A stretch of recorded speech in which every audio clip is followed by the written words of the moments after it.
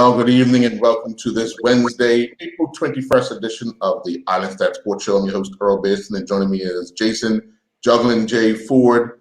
Jay, this evening we will be joined by Dave Thomas, who will be speaking on behalf of the Bermuda Lawn Tennis Association to discuss what things they have coming up internationally on the international scene, as well as the president and the national coach of the Bermuda Hockey Federation, who will also be talking about what's on the horizon for the national teams, albeit in this COVID environment, training, preparation, and the like. Must be difficult for these organizations right now. What's your thoughts? Yeah, I mean, it seems like it's like a broken record every week we're saying the same thing. But you know what, Errol? I mean, hey, for competitors, for athletes, everybody, just think about it. Nobody's got the upper hand. Technically, yes, they do. Some places. Because some places but then again, are allowing their athletes to train for international duty. But just think about it. Then again, you can say that now, the closer they get to that event, that may change where they are. Yeah, there's always a possibility, but it hasn't yet. Let's say it's not then. Well, true. I mean, if you look at it, if you read all the press about what's going on in Brazil, right? Not much has changed over the last 2 months, but they hosted an Olympic rowing qualifier that we had a person qualify because they make it work. Okay, so I'm glad you said that. You see what the last thing you just said? They make it work. So was it the last Olympics? Was that? Was it the last Olympics in Brazil? Oh yeah. And it was numerous concerns. Well, those I to be honest, just like Tokyo, because I would say I lived it, because listening to all the stuff before getting to Brazil, listening to all the talk, all of they found they said the water was infected and all of that. Once I got to Brazil, and you could actually realize where they took some pictures up in the hills, where if you've ever been to Brazil, I mean, there's poverty. Yes. When I say poverty, there's poverty, and then you have the others who live plush. So around major games, you find a lot of scare tactics, as I call it. As you go, you have some people who just want to highlight the negative of a country in all its form, just to say, this is going on, this is going on, this is going on, which once I got there, mate, I'm going to tell you, I didn't see. Tell me something, because obviously you've been to many games. Do you find that could be a tactic from other countries who may host a future games, or who have hosted a future games, wishing the worst to make them feel they're in a better light or a better position? Yeah, definitely. And basically, what you do is you look at. Well, see, for us, we primarily look at the American press or the British press. And generally, they want to make sure that you see the negative side of, as long as they're not hosting it, you see the negative side of it. And remember, CNN was running a lot of stories about Brazil and the negative parts. BBC was running negative sides of it. And realistically, I mean, so when I went to the sailing, we had to go outside the harbor on a boat. The first thing I'm doing, I'm looking down to see what they were talking about, because it's on your mind. Yes. And obviously, you don't see that. There's some driftwood, like in any other place. We have driftwood. You have rope. There's boats around. So, all that type of stuff. But, I mean, no, their water's not as blue as ours, but they make do. You know what I mean? So that talking about polluted and this and that, I was like, half the stuff that they were reporting that everybody was getting worked up on, it was just the negative side of pointing out what Brazil can't do. So how would you defend that PR? Would you, press more into the whoever's hosting to push more good PR out? Well, as much as they remember, they don't control what one reports. So they could try to push it out, but it's only going to go out to their people. The rest of the world is so used to looking at the likes of CNN, the likes of BBC. So that's what the rest of the world's going to get. But if you ask any athlete that goes, the first thing they're going to tell you is, man, I never saw nothing like that. And once again, so much so, if you recall, the American swimmers got in trouble because they felt good enough to go out. Yes. In the streets that they said, you shouldn't go out in because it's too dangerous. Yeah. You know what I mean? So come on. Yeah. So, but it's interesting. I know you're not wearing your red. You burnt up your red too? Your Manchester United stuff? Yeah. I mean, that's been a big topic for what, 2 to 3 days. This break off group. But let's be devil's advocate here. Mm-hmm. Anybody in business wants to make more money. And whether or not the rest of the world likes it or not, or whether or not the patrons like it or not, that organization is in it to make money. So those, however amount of teams, owners, decided, hey, I'm being presented with an opportunity to make money. Let me explore it. Now they went past exploring it because they wanted to sign up and all that. But as a devil's advocate, no, it's not even devil's advocate. It's just the reality. I mean, it's two sides of it. I mean, mm-hmm. we talk about amateur and professional numerous times. Mm-hmm. But this is the professional side of it. Yeah, because it is a business. It's a business, and unfortunately, for these businessmen, they didn't take the temperature in the room at all. Well, that's because they were the only ones in the room. They did not, because.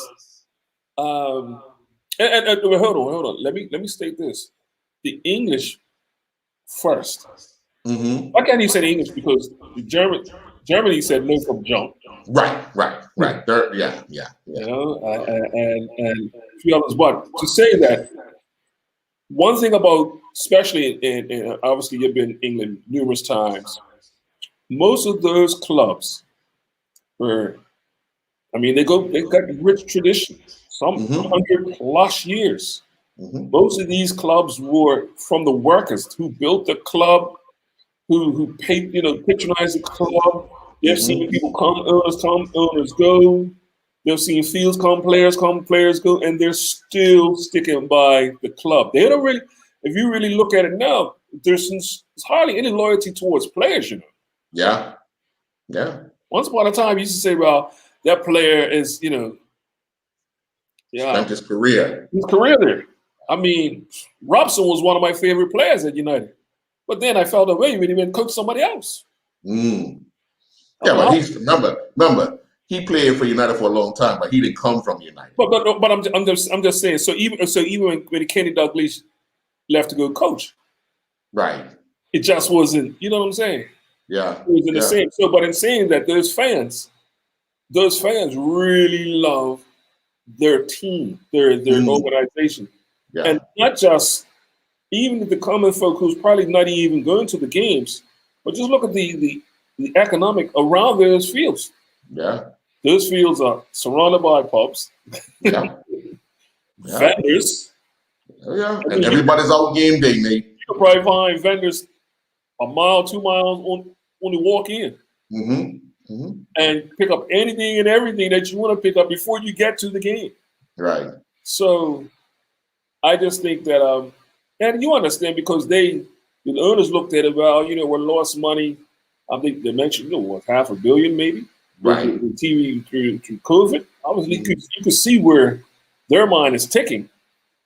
But once again, just how they feel they've lost money, fans have lost the opportunity to cheer and root for the game. And that, like I said, that I think, some folks will probably still be on lockdown, so the game has been such a treat, a distraction from COVID. This was not the time to. But realistically, how many other sports have what will be considered a super league? Because a super league is primarily a league that is run by people that have the highest amount of money that could pay the highest amount of guys to do what they do best. So you have so many sports that have not called a super league, but is a super league because you and I couldn't afford to play in it. Yeah, but I some of the issues that I did hear about it was basically competing to competing, really. Right. Because it was almost a God-given right that here you are, you guys are always going to be in this league and there's no relegation, and in the, eastern side of the world, they love the relegation, they love the pyramid scheme, where in America, they don't really, if Yankees played the Dodgers every year in baseball, they will be happy. If Boston Celtics played Los Angeles Lakers every year, they will be happy. You get those dynasties where that team's there for numerous years. Right. You don't really get that in football around the world because of the pyramid scheme. So it's interesting how they equate it to money, because obviously it's all about. See, one thing I think they really, the owners really don't worry about the fans. They don't care who comes in the gate. Right. I mean, yes, realistically, every owner wishes they had a bigger stadium. Am I lying? Oh, definitely, yeah. For the Europeans in football, they want a bigger stadium because they make most of their money through the turnstiles. But in the American sports, they make most of their money from the commercial rights. And when you have American owners who are in that thing, now that's their train of thought. So therefore, it's not the actual fan coming to the event anymore. Whereas in England, like it's a lead up to that game. It's not just the game is on Saturday or Sunday. It's a lead up that week. I mean, it's families involved. Some of the households are, sometimes divided. So it's a lead up, and you know that you can play that team at least twice a year. So it's and if you're in cups, if you're really good, you might see about 4 times. So it's been quite interesting. Now, I'll tell you what it did do. That news did do was basically overshadow Mourinho losing his job at Chelsea. Perfect timing. Just as he's about to play in the finals on this weekend. It's a lot. Even some fans were upset at that decision at that time. Why not? But anyway, we're gonna take our first commercial break. Trophies, man. Fans want trophies. We're gonna take our first commercial break, and then we come back. We're gonna be joined by David Thomas from the Bermuda Lawn Tennis Association. We'll be right back. Nature's Path Organic are a family business, major proponents of the organic method of food production with decades of experience in the field, and have diversified their interests focusing on animal welfare and children's education in that realm. Hence the introduction of Enviro Kids cereal made to the exacting standards we expect and benefiting their cause. Saving animals one breakfast at a time. 1% of sales goes towards protection of animals and their habitats. We're featuring Enviro Kids organic gluten-free Gorilla Munch cereal. Lindo's, why go anyplace else? And welcome back. First of all, good evening, David. How are you? Just unmute yourself there, cousin. The name of the game in 2021. What's that? The name of the game in 2021. Oh, definitely. Well, yeah. So it's not new anymore. It's just now is the norm. Now is the norm. Well, David, I wanted to talk to you regarding, obviously, upcoming Davis Cup commitments. We have the Billie Jean King Cup commitment as well. And for those that don't know, the Billie Jean King Cup is the ladies' equivalent of the Davis Cup, which used to be the Fed Cup. But David, let's talk a little bit about the first commitment, which is the Davis Cup. What are the dates planned, and how do we plan to make sure that we have some athletes that are prepared for the task.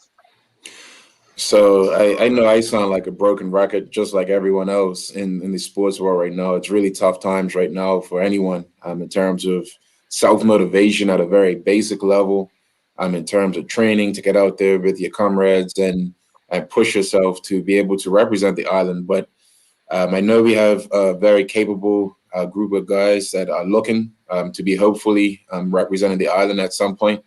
And it was just announced not too long ago, actually, that this year Panama has been anointed the host country. So they'll be going down to Panama at the last week of June. So everyone's gearing up for that. As far as I'm made to understand, the team should be announced the first week of May, which should give them about 2 months of really hardcore time. Hopefully all the government restrictions and everything go with us in terms of the preparation that needs to happen before that event. But that's what Davis Cup is looking like right now. Mm-hmm.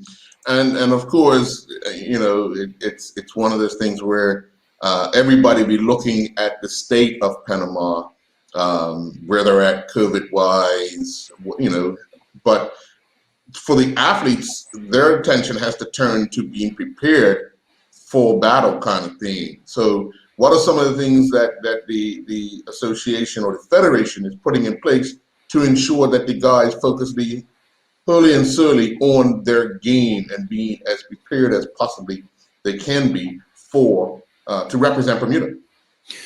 Well, as you would imagine, everyone's chomping at the bit right now. Just to be able to get out there and play tennis in and of itself seems like a struggle these days.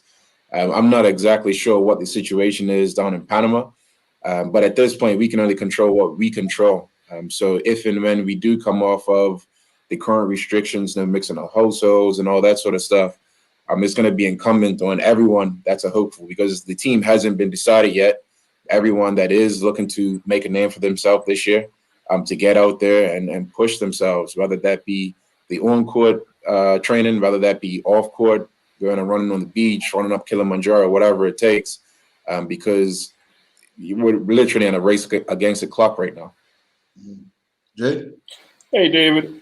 All the players who are vying for a spot for this trip down to Panama, are they all here on the island, or do we still have some players who are overseas? And if so, how do we try to get into a training camp of sort? Because it's going to be hard to obviously traveling right now, going back and forth with the quarantine and protocols. No, that's a great question. I would say the bulk of the players are currently on island.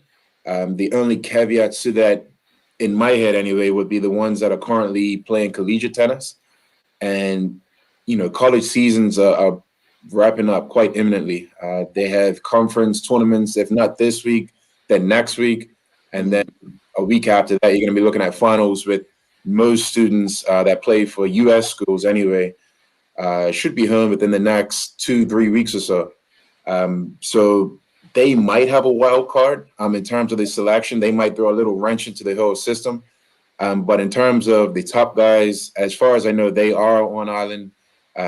Gavin and his team at South P, they had a tournament a few weeks ago, and most, if not all, played in that.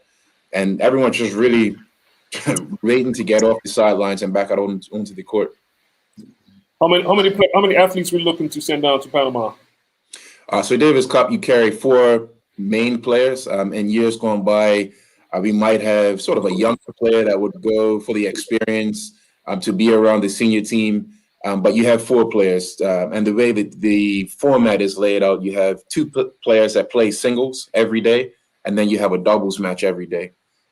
So in the best years that I went, we had 2 people that were dedicated to singles, and then you had the 2 people at the bottom of this, not necessarily the bottom, but in this situation that I'm talking about, 2 people that were dedicated to doubles. In less ideal situations, you would have had the singles players then having to play doubles right behind that, which made things really tough on them if they're having to play double matches every day. And I'm not exactly sure what the makeup of the team will look like this year, but the national tennis director will have a lot on his hands when he goes into choosing the team.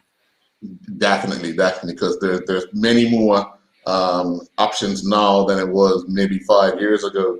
But do you know if there's been any COVID provisions made? Because obviously you're going to have all these teams coming in, and would a team or country be able to carry an extra player in the event that one of the team members or two of the team members come down with testing positive? That is a fantastic question. I don't know the answer to that right now. I would love to think that the ITF in their infinite wisdom has sort of run that scenario through. I don't know what that looks like in terms of financials and all the other particulars, because that has so many ramifications. We could easily put people on sort of the standby wait list, but in terms of transporting someone to a country, we're talking about midsummer, end of June at this point. So it could be cutting into someone's regular job and all those other sorts of different factors that go into it. So I'm actually going to note that one down and take that back to the executive team and try to figure out what our play is if and when it comes to that situation. Hopefully not, but you want to be prepared. Yeah. Now, Panama, are they playing clay court or is it hard court for this one?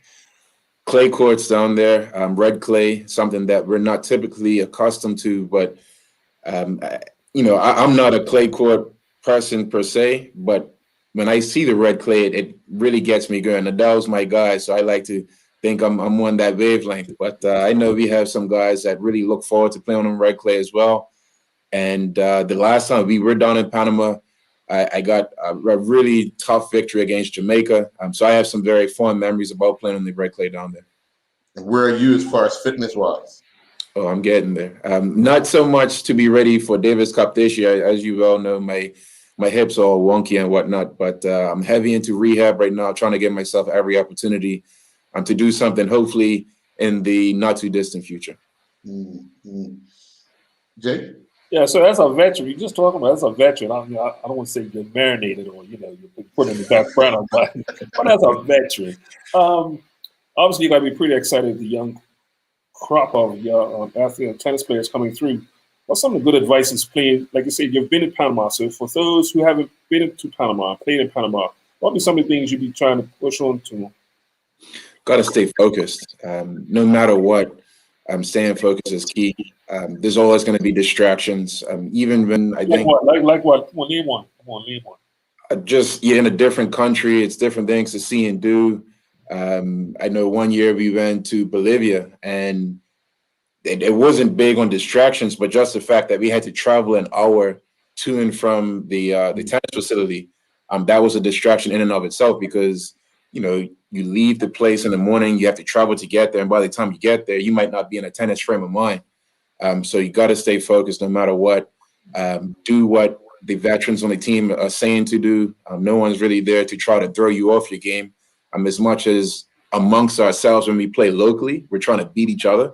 In that situation, you're part of a team, and it's the next man up. When you go on the court, you got to handle business, but you got to be able to take some constructive criticism as well, because it's going to come. One thing I could say, I was in Costa Rica 2 years ago, I think it was, and these guys were preparing for Davis Cup, and they had young Trey Mallory with them, as well as someone else. Who else was Tariq Simons. Tariq Simons. I think that was his debut.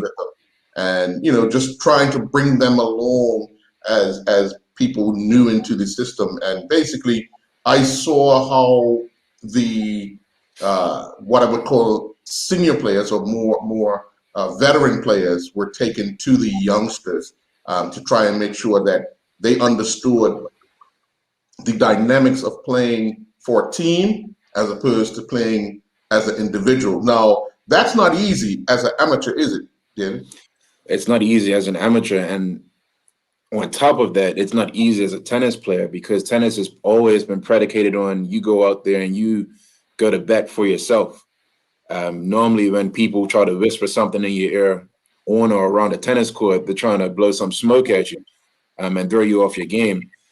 So you really have to step back, accept things as they come, especially if it's from someone on your team specifically. Sometimes it comes from someone that's traveling with the team, the Bermuda contingent. Not that we'll have a big contingent this year because of everything that's going on, but it's tough. And after having been through the Davis Cup process and having been through the collegiate process, I don't know which one came first, but they definitely complement each other because you're out there. It's a brotherhood. You got to do what you got to do. And it's not for yourself. You're doing it for your team. And in this scenario, you're doing it for your country as well. Mm. Any last questions, Jay? Yeah, I mean, obviously, all sports, around the world has been took a hit as far as competition. How you guys make us trying to look at other players in their age groups or other countries, to scout, really, for the coaches to scout where there's a lack of tournaments? How do you scout these players? So for Bermuda and where we stand, there's not a whole lot of players that play on, the top echelon of tennis tournaments. But on the other side of that, because it's such a tight-knit group of players that are playing at the level that we play at, everyone sort of knows everyone. The only time that really doesn't happen is when there's a newcomer. So Earl just mentioned a couple years ago when Trey and Tariq were a part of the team. I think Trey had played, that was his second one, but that was Tariq's first one. So all the other countries wouldn't have known who Tariq was. And very much like that, maybe 5-6 years ago, we went to Panama, the same trip that I was referencing earlier, when we went to Panama, and there was a Jamaican there that no one knew who it was. And, I went out there and sort of handled business, and Gavin had to play this guy. And, if someone's new playing against a veteran type thing, it's like the veteran's normally going to have the experience of being a mobile, but this guy, come to find out, it was fresh off of a 4-year college career. I'm riding off that wave and all that sort of stuff. So that would typically be the only time where you're going to get some of that unknown factor when someone's new. Beyond that, it's more the same old, same old. You know these guys, you know what they bring to the table, and you know what you got to do to sort of get them off of what they want to do. Do you guys look at the other teams that you're matched up against, go through the names, and kind of say how you want to match up against if one person's in one and one person's in two? How do you guys work that through your days? It has happened, but that's where the coach normally comes into play, the captain, non-playing captain. He'll definitely gain some insight from some of the players because we might have a better beat on who this person is.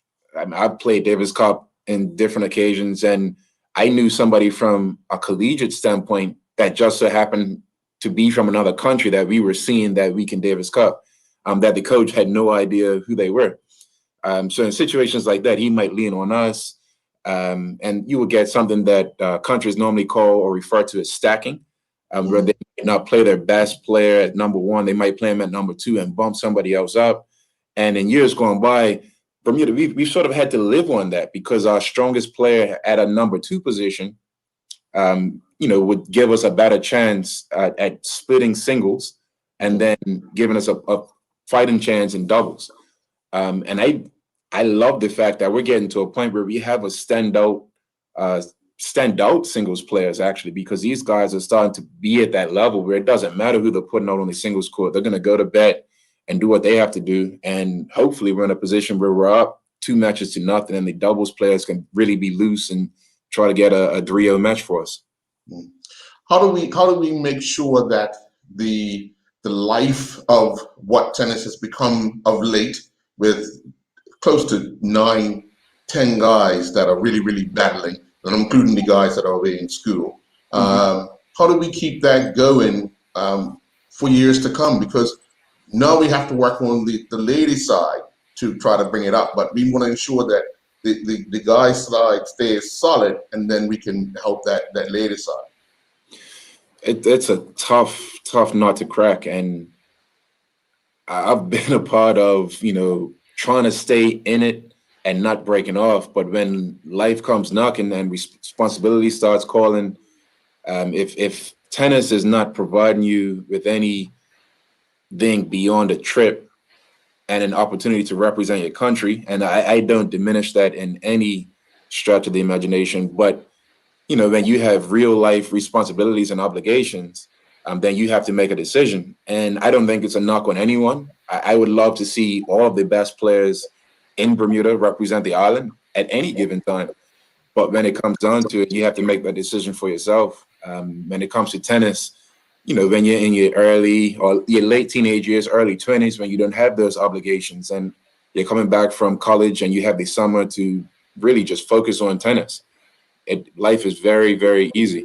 But when you start to get into late 20s, early 30s, I may or may not be there right now, but it becomes a little bit tougher, especially when you have a significant other that's saying, "Hey, what's going on?" Yeah.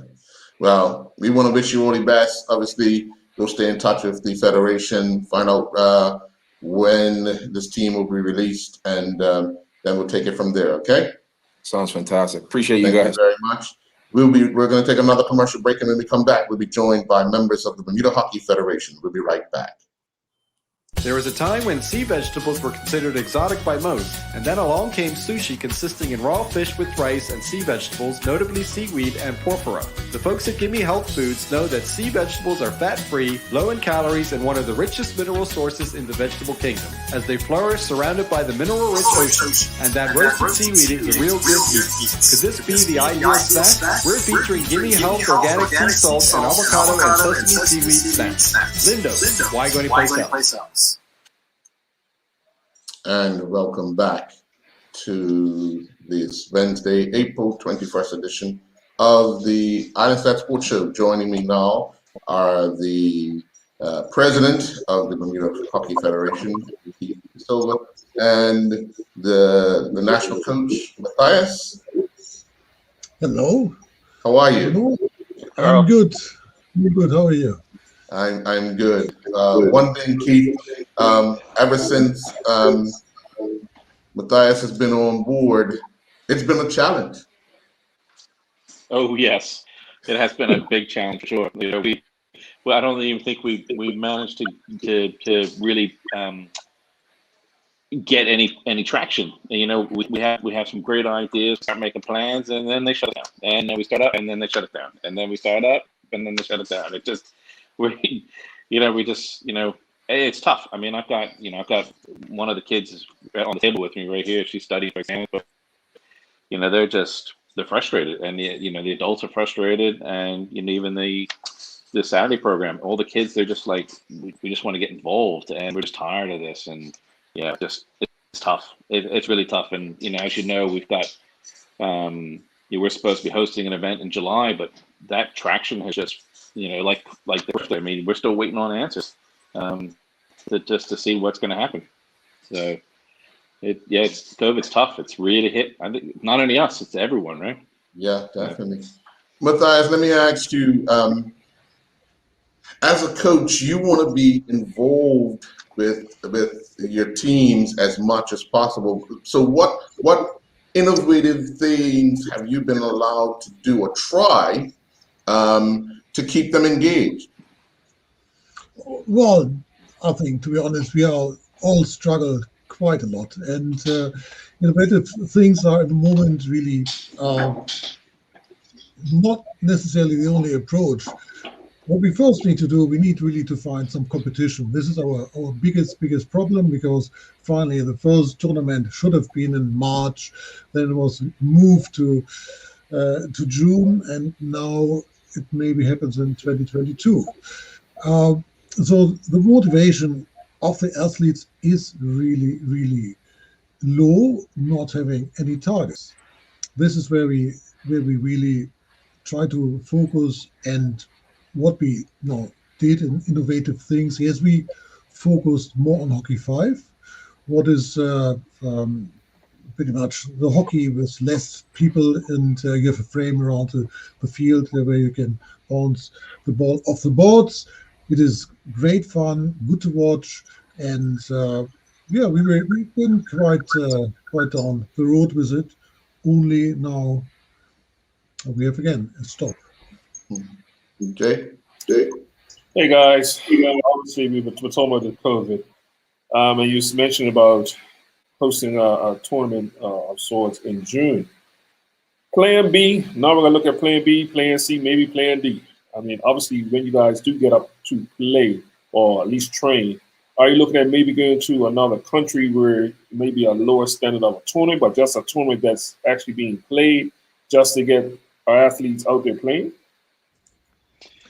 Well, Yeah, yeah. Go ahead, Matthias. Firstly, well, I would think that firstly, we in Bermuda do have a very good, very safe environment. I think we were always in front of everyone else, and I would really more encourage also government sources to host tournaments over here, because that could be an absolutely strength. You know, if we come with a hockey tournament, a team comes over here at least with 25, 40 people. That is really something substantial. And if we do have a bigger tournament, then this would also help us. Yeah, where can we travel in the moment and be safe? That is not really given. So my quest is more, come on, let's host at home tournaments and make this as really something known in the world as one of the best places to go. But in saying that, obviously, with the new protocols that are in place now, here is going to be some travel restrictions as far as vaccinated people coming to the island probably sooner than later. How is that going to affect teams coming in? Well, I think that's what the biggest key is. That we need, government needs to make a decision, and it's going to be a difficult decision. As if you're vaccinated, you're able to do certain things that other people can't. It was certainly the NSC made a decision. I think if you were vaccinated, you didn't have to do a 14-day quarantine.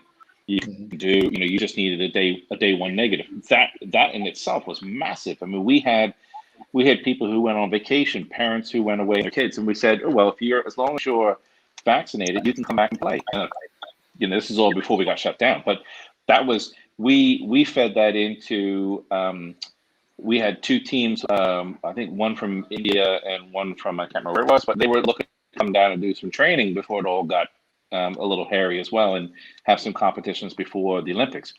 And when we told them that, that obviously it was a huge decision maker. And then all of a sudden, travel got really difficult. The UK lockdown, and then nobody wanted to travel. But when we speak to Pan American, the Pan Am Hockey Fed, their biggest concern is how is not so much how the sport is doing, but how the country's doing as well. One of the competitions that they're looking at, I think, is in Colombia, and Colombia's having the worst outbreak, and at one point they ran out of oxygen. So it's not so the play, because you can run next to somebody for a couple of minutes, you're not going to catch COVID. In a game, it's if something does happen in a social aspect, how's the hospital managing? Now, Bermuda's hospital is doing relatively well.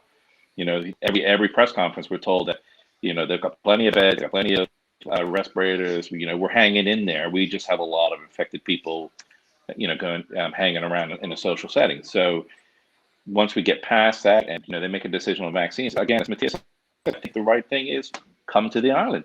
If you're vaccinated, come to the island. The weather's great. We've got, it's an economic thing as well as competition for us. I heard the premier a few press conferences talking about trying to help out our elite athletes, especially when we have, or making concessions of sort, when we have international commitments. We've seen them make some concessions, we will say, for the SailGP as far as people coming in the island, not doing the mandatory 14-day or whatever it is. Have you looked at that template and see how you can curtail it to get our athletes here up and running, and also to host the tournament? I haven't. Right now, as sports is in phase one, so I don't want to start. Youth and I haven't had a conversation with youth and sport. They haven't had a conversation with me about what they can do to help, because the biggest thing is you can't mix households. We're not living together. So I think SailGP are probably living close together. So they would be considered a household. I mean, those sailors stick them in a bunkhouse. They'll all be living together for a week, right? On a team of 7 kids for hockey fives or adults and a team of 14, 16, all different households, it's just not wise. I mean, I don't want to be that sport that everyone looks to and goes, well, why are they doing that and nobody else is, right? It's all about perception as well. But I think at this point we got to get over this hump of where we are.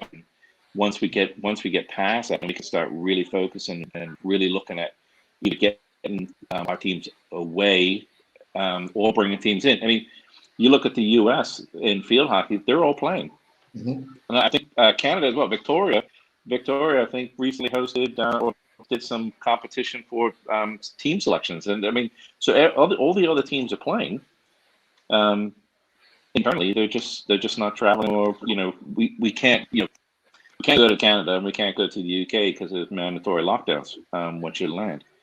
The US would be the only place, but I don't want to send anybody who isn't vaccinated. Again, because I've got parents and even adults who be like, I'm not comfortable with traveling as of yet. Yeah.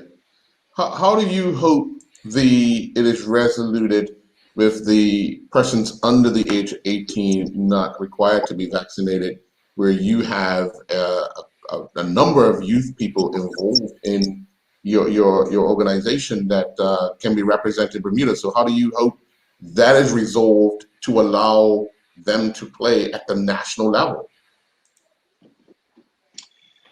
I think as a parent, I mean, I've got a 17-year-old, and I pushed to get her vaccinated. She's already had her first shot. I've got 2 girls who are under 16 who are pushing to get their first shot. As you know, Pfizer said that it's the vaccine is good for 12 to 15-year-olds. The Ministry of Health have said that they're reviewing it, and hopefully by mid-May that they'll have that approved as well.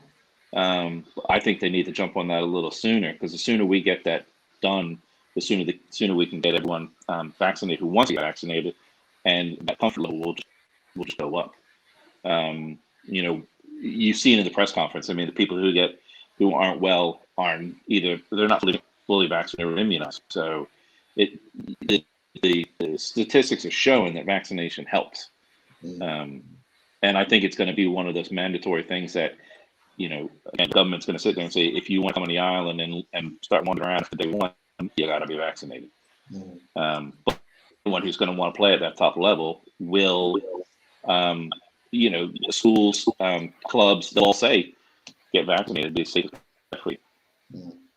Matthias, what is one of the first things you're going to need or want to do when you get your groups back, especially if they have possibly 8 months to get ready for international duty? Well, in the moment we are in a transition phase, and that means we really train quite broad things. But the next thing on the calendar is surely increasing the fitness level. It's still far out. I think, yes, we can face pretty much 8 to 10 months until we will have an international game, international tournament at least. Hopefully we'll have games earlier, and that is then very dominant in the next phase. Surely we have to look into all the things, how we get the team together to play on the next level. How do we do this solving and on tactical level? I think on technical level we really improved already quite a lot. Well, we're gonna take another commercial break. When we come back with the Bermuda Hockey Federation. We'll be right back. Just in time for spring cleaning comes a fragrant, naturally effective solution. Mrs. Meyer's Clean Day Household Cleaners. Formulated not with the usual harsh chemicals like chlorine, ammonia, and petroleum derivatives, but powerful natural essences with garden-inspired scents. Safer for your children and pets, and aromatherapeutic too. This month we're featuring Mrs. Meyer's Clean Day Laundry Detergent with geranium and lavender, multi-surface cleaners powered by the invigorating aromas of lavender, bluebell, and honeysuckle, and more.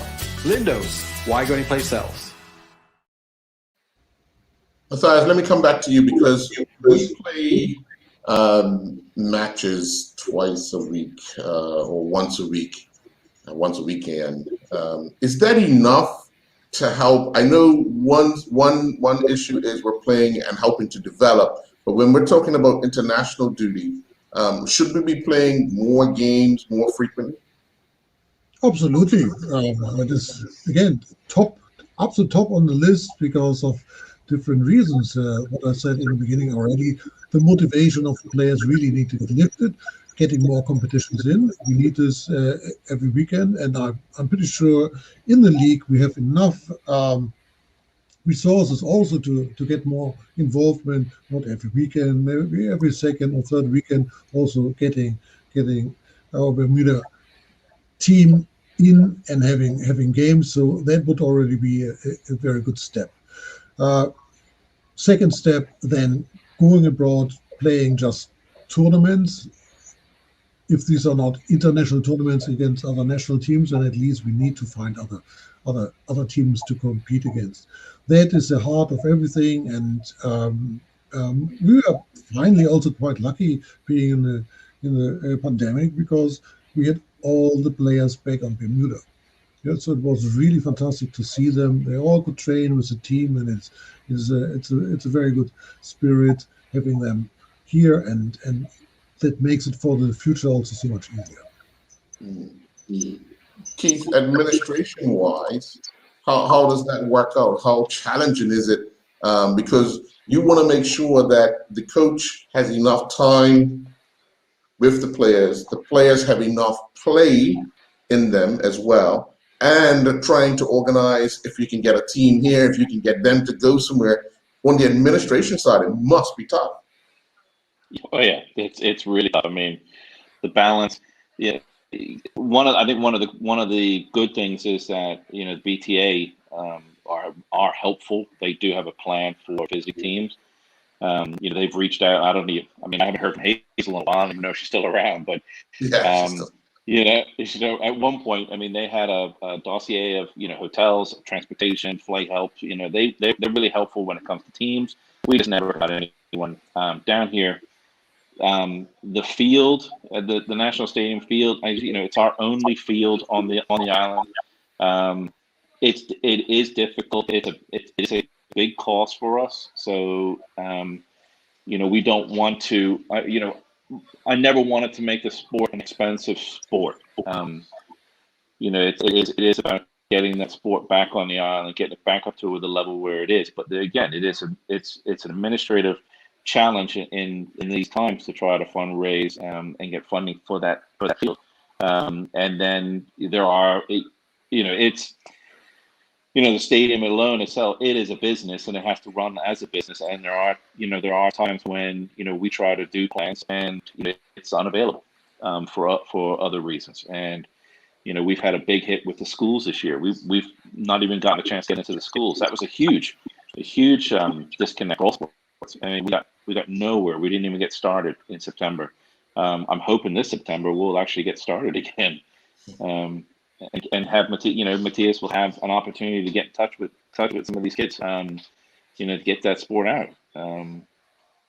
But again, the field is the field. That's probably our one of our big challenges is just utilize that field.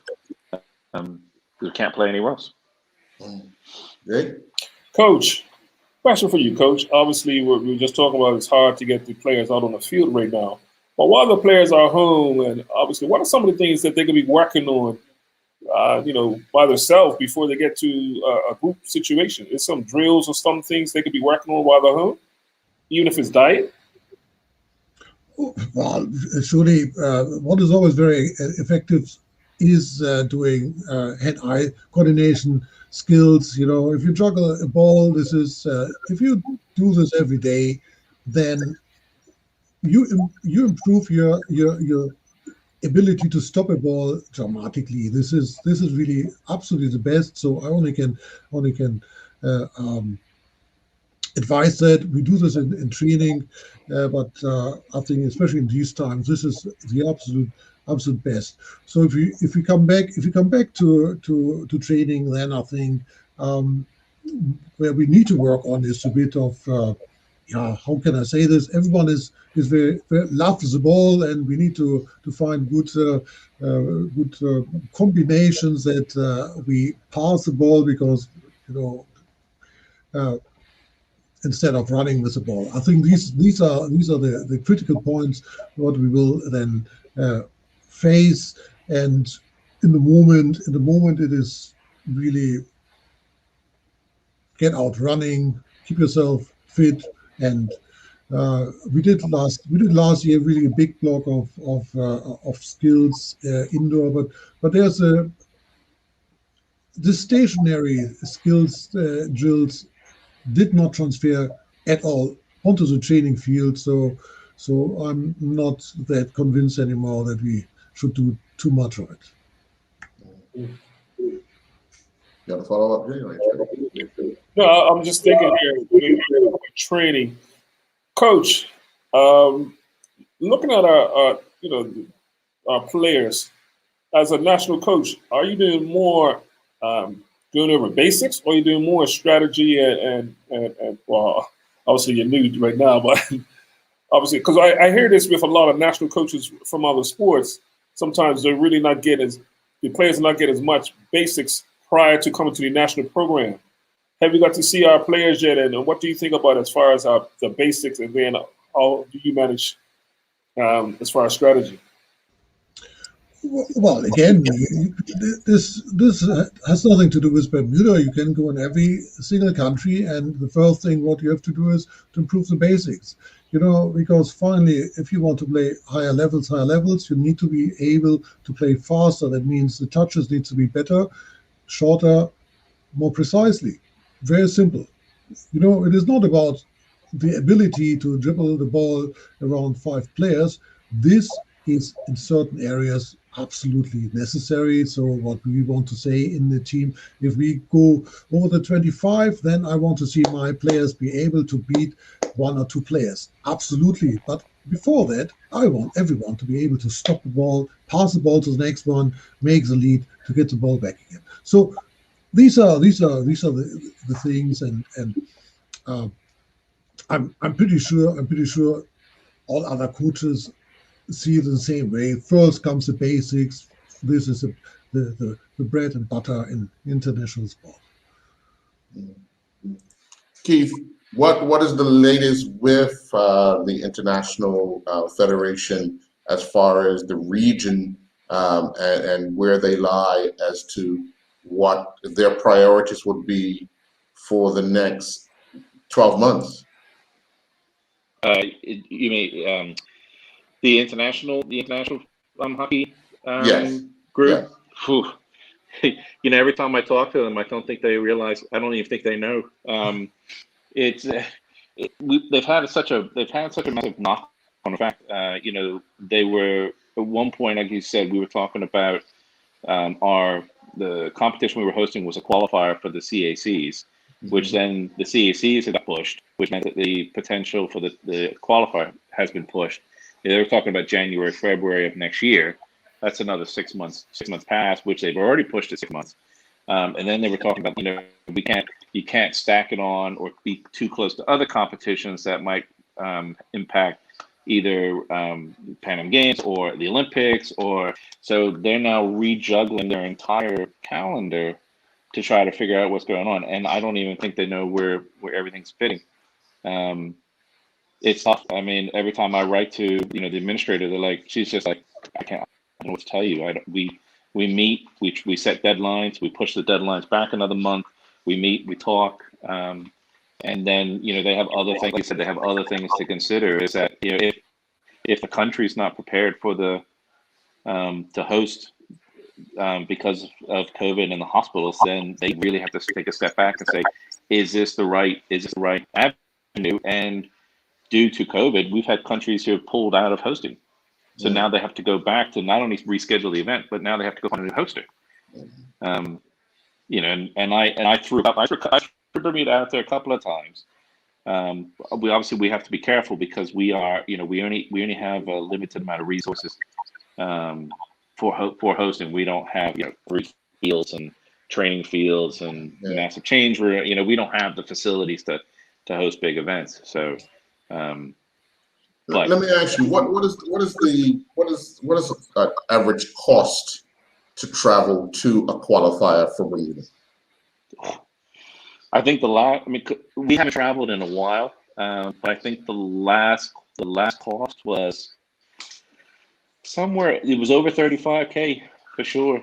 I mean, if you think about it, you've got if you have a full team of 16 plus coaches and physios, these are adults. I mean, once you start taking kids, you've got to take more chaperones as well. But that's hotels, transportation, food, and depending on where you go, even if you went to the East Coast, it's at least $800-900 a flight plus hotel. It's going to be upwards of $2,500 per person, right? It's a big cost. I mean, I think one of the big things for us is when Hockey Fives came out, allowed us to cut our cost by half. It had the potential to allow us to cut our cost by half. It's taking half a field, and so we could do more with that. But again, it's we're in tough times. So I mean, Hockey Fives is something that we're introducing, learning it. It's a completely different way to play, but yeah, of course, it's a big thing. Funding is certainly a challenge in this in COVID times. People are holding on to some of those funds because they need for other aspects. I mean, people are struggling with unemployment and food and the last sport is great and it's a great mental thing, but you don't want to take away from a community that's struggling for other things.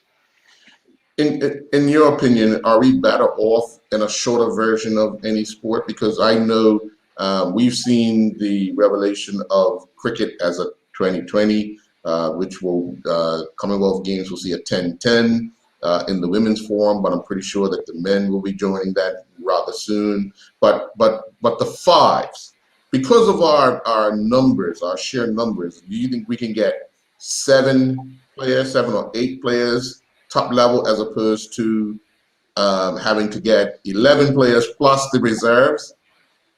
Absolutely. I mean, we've noticed that recently with some of the programs that we separated out. We've got in the juniors, one of our next targets is the Junior Olympics, hopefully, which is Hockey Five structure, and we have eight girls at the top level who can play together. The next level down, I think it's 8 or is another 9 players. And then when we go down to the even younger players, that's when we start to see more and more kids. We're getting 11, 12. So, we have, I think what's happened is that, we suffer from, and the island, and I don't know if other sports are having this problem as well, but we're suffering from kids who are going off boarding school and who then go off to university and college. So we're losing a lot of kids. And we're starting to see some of those kids do that even now, where they're talking about going off to boarding school, and it could cut the squad in half quite quickly. So, but I think one of the things that the hope is, when COVID did bring all the kids home, we did have an opportunity. Matthias had an opportunity to see all those kids play. There is a contact. Hopefully, we can start. We need to do a better job of keeping track of the kids and making sure that they're still playing, because there's nothing to say you can't bring them back to represent. Yeah. Well, I want to thank you both for joining us and bringing us up to speed regarding the Bermuda Hockey Federation, and we want to wish you all the best. And once you do get an update, once we move into probably phase 3 in sport, whenever that could be, and you guys return to play, we'll get back with you to see what the agenda is for local and then into the international side. Okay? Yeah. Thank you all. Thanks, Jason. Okay. We're going to take our final commercial break, and when we come back, we'll wrap up this edition of the Island Stats Sports Show. We'll be right back. This month, John Barrett & Son bring us a premium thirst quencher from North Carolina, Le Bleu Ultra Purified Water. Many other bottled waters use reverse osmosis to reach an acceptable level of purity. Le Bleu uses a 5-step purification process which includes fractional vapor compression distillation and ozonation, assuring purity and a unique, appealing flavor. Consumer testimony repeatedly praises the taste of Le Bleu compared to the other brands, and this, along with superior purity, makes Le Bleu a must-try. Lindo's, why go anyplace else? And welcome back. Well, Jay, we've spoken with tennis and hockey, and we see just like everybody else, it's a struggle. It is a struggle. Yeah, but I'm just been. You see, my mind just ticking. Earl, tonight we had. You see the difference of amateur and professional sport during COVID. When there is money being pumped into the professional, anything is possible. It's just name me time, name me place, and I'm not even referring to even the sailing. I'm looking at UFC. I'm looking at anything that name EPL, whatever you think. But the amateur, look at the lower leagues in England. As far as look at the lower leagues, they've been made to someone try to find funding, try to find that it's a different battle between the two, and it some I just feel weird because if it's a health issue, if it's a health crisis, it shouldn't affect everybody sort of equally. I mean, it should feel that way. It should. But you see, money is able to make things happen. We keep saying that, right? Just listening to the plight of the amateurs athletes.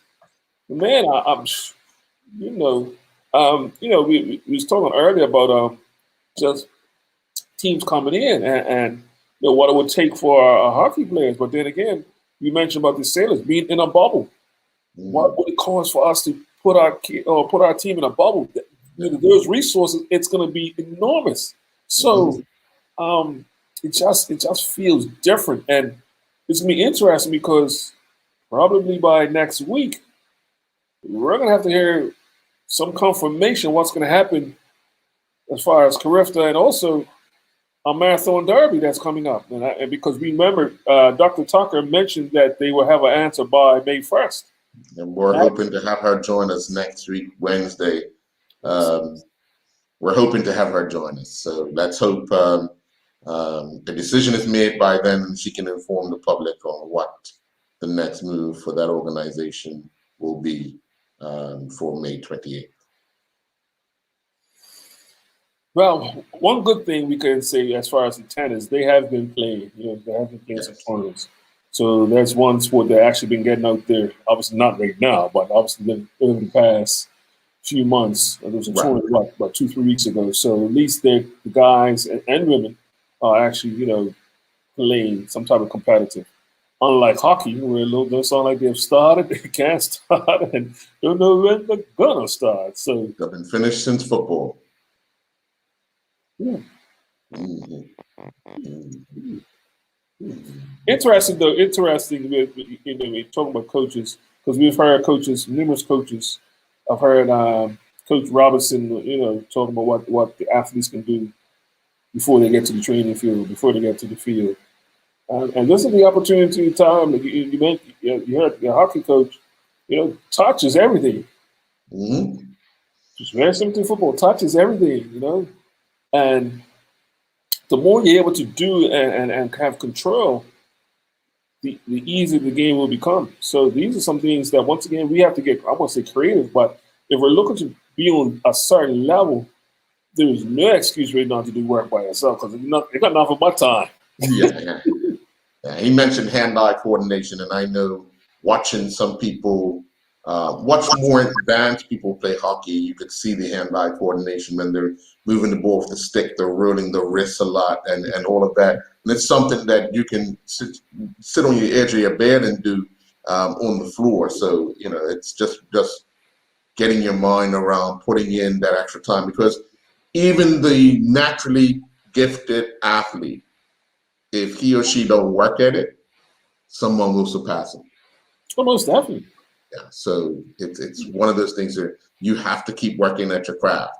I believe hard work always trumps talent, Oh, definitely. Yeah. That's sports. Well, we've come to the end of another edition of the Honest at Sports Show. Hey, have a good night, man. I'll tell you, have a sporty weekend, but it is a sporty weekend. Yeah, hiking. Play some marbles. By myself. Have a good night, man. All right.